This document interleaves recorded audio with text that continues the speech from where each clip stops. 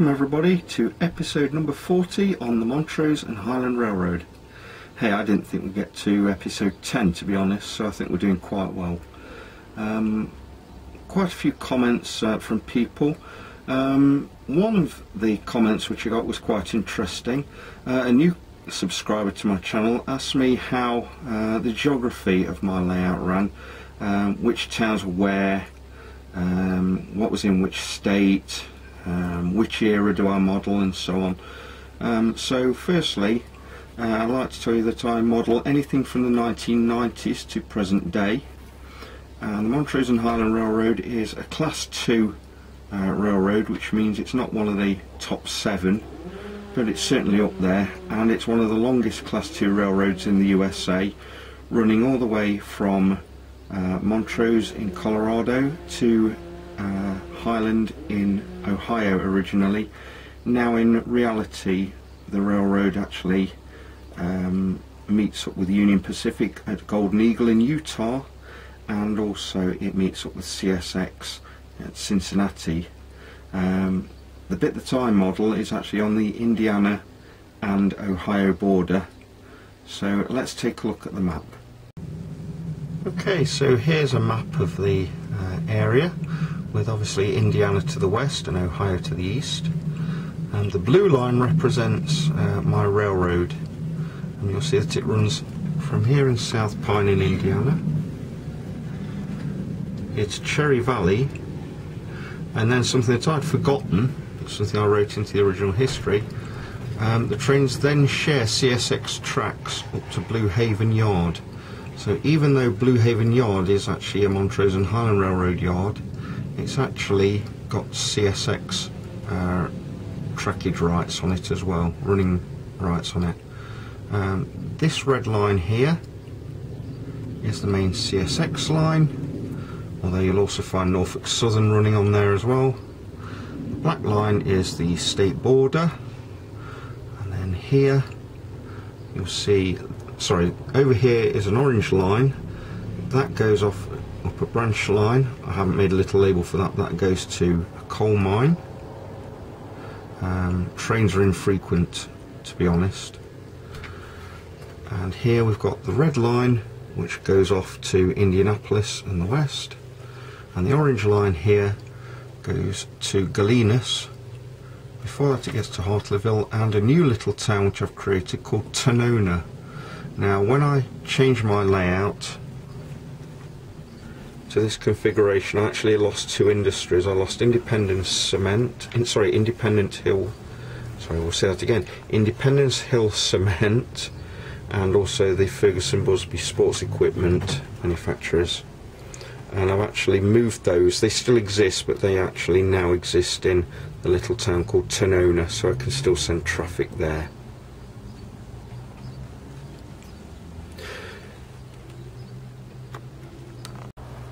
I'd like to say a big thank you to a friend of mine, Matt. He's actually installed permanent power into the shed. We have a switch here which switches on the power and the lights. You can see everything's dark at the minute. Switch that and everything comes on. It's like magic. Power actually comes in behind that heater,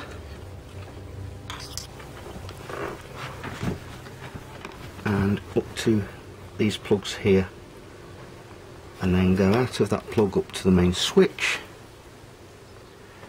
or down to these power supplies down here where I can plug everything I want in. So thank you, Matt. I'm really loving this. It's quite a thrill. It might not sound anything to the casual visitor, but to actually have permanent power in the shed instead of using this extension cable up to the main house, it's still a novelty to me, to be honest. Thank you very much. Okay, now we're going to have a look at some more video footage that I took when I was in Wisconsin in May. We'll be having a look at Jim Hediger's Ohio Southern layout. Jim kindly invited the wife and I over to his house. We met him at the Model Railroader magazine offices and also at Hiawatha Hobbies, and he kindly invited us to come and see his layout, which I believe was the first in the world to actually have a helix. Jim's a lovely fella, and it was a real privilege for us to go and see his layout. And we'll also be taking a look at the what I saw on the main lines as well while we're in America. And there's footage from the trip up towards Jim's house with a Grand Trunk Western hired locomotive from Canadian National, and we'll also get to see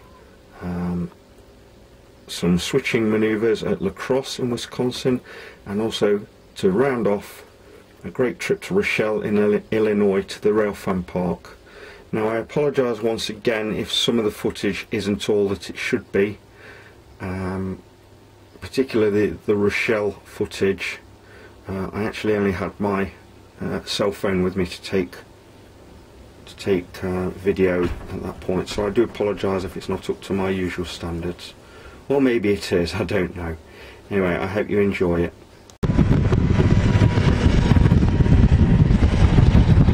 Parked, we put a marker, and that way the dispatcher knows what's out there. Oh, that's brilliant. You know. And your layout's the Ohio Southern, did you say? Yes. Yeah. So we have quite a time with it, and then the levers on here select the electrical current for the different tracks, so that we can run trains through it. When did you start building this? It's about 25 years old. Wow.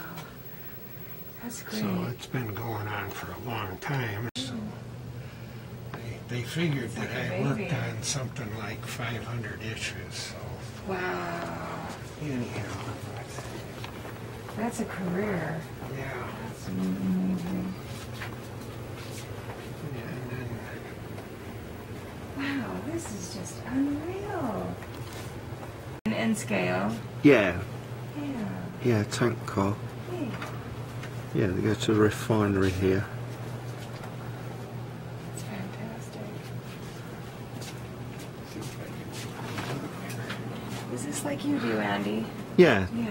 When you have the car cars, that tells you where each car's going on the railroad, which industry they go to. Yeah.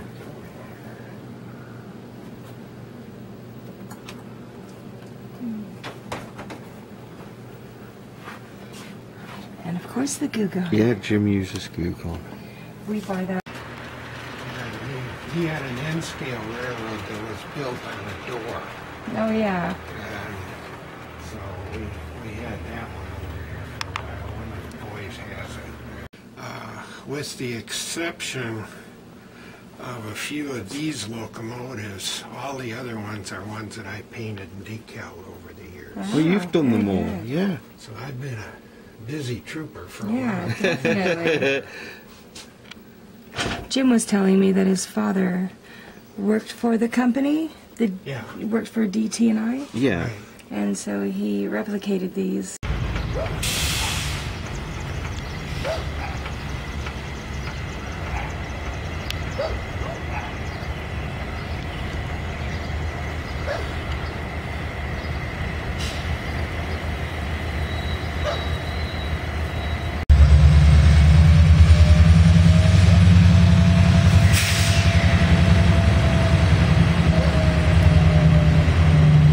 La Crosse, Wisconsin.